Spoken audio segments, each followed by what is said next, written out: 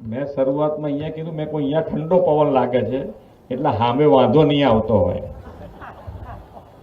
નહીતર અમે તો બધા છાંયડામાં બેઠા છે, તમારે મેં કોઈ તડકામાં શું થતું હશે, પણ અહીંયા ઠંડક લાગે છે, ઠંડી લાગે છે એટલે વાંધો નથી તમને, એવું અમે સમજીએ છો. કોઈનો વાંધો હોય તો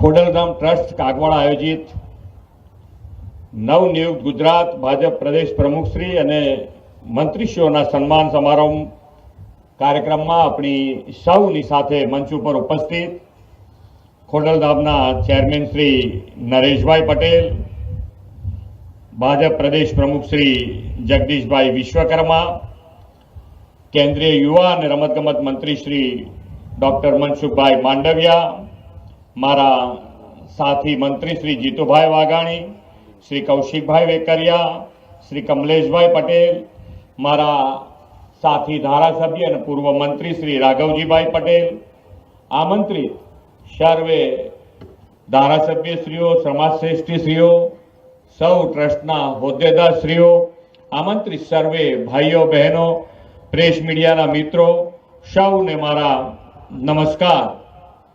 જય મા ખોડલ. આજે શ્રી ખોડલધામ ટ્રસ્ટ કાગવાડ દ્વારા આયોજિત આ કાર્યક્રમમાં જોડાઈને મા ખોડલના દર્શનની આજે મને એક વધુ તક મળી છે. માતાજીની સામે તમે બધા રેગ્યુલર કદાચ આવવા વાળા એની ઘણા બધા હશે, પણ માતાજીની સામે ઊભા રહીએ તો આપણને એમ લાગે કે માતાજી સામે સાક્ષાત ઊભા હોય એવા દર્શન થાય. એટલે આપણને અહીંયા આગળ આપણા ભાવ, મનમાં જે ભાવ હોય અહીંયાથી માગીએ તો માતાજી પૂરા કરે એવું તાકાત વાળું માતાજીનું આ ધામ છે. અને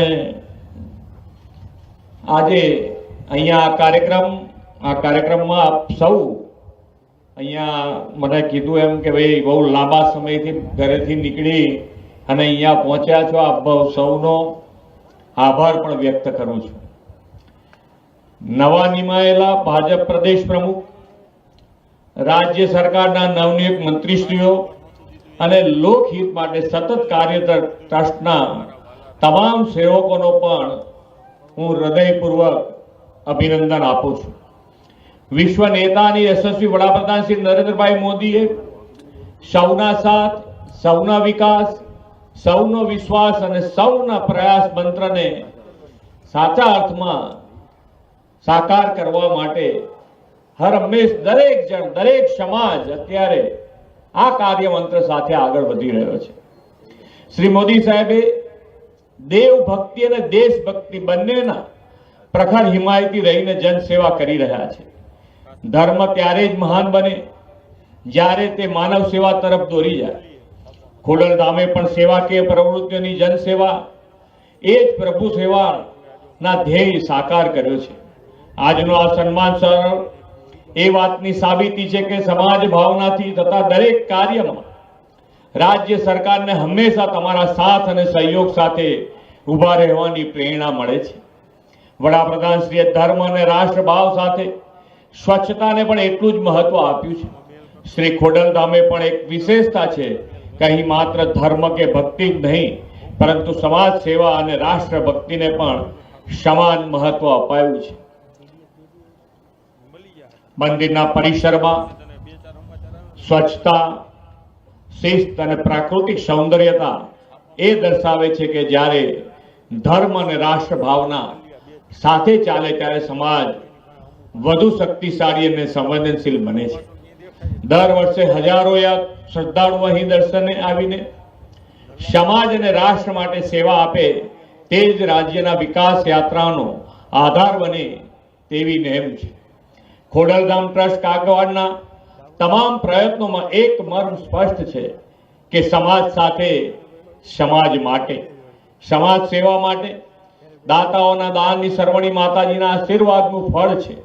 ખોડલધામ મંદિરે પાટીદાર જ નહીં સમગ્ર સૌરાષ્ટ્ર અને ગુજરાતના માય ભક્તોની આધ્યાત્મિક ચેતનાને નવી ઉર્જા આપી છે.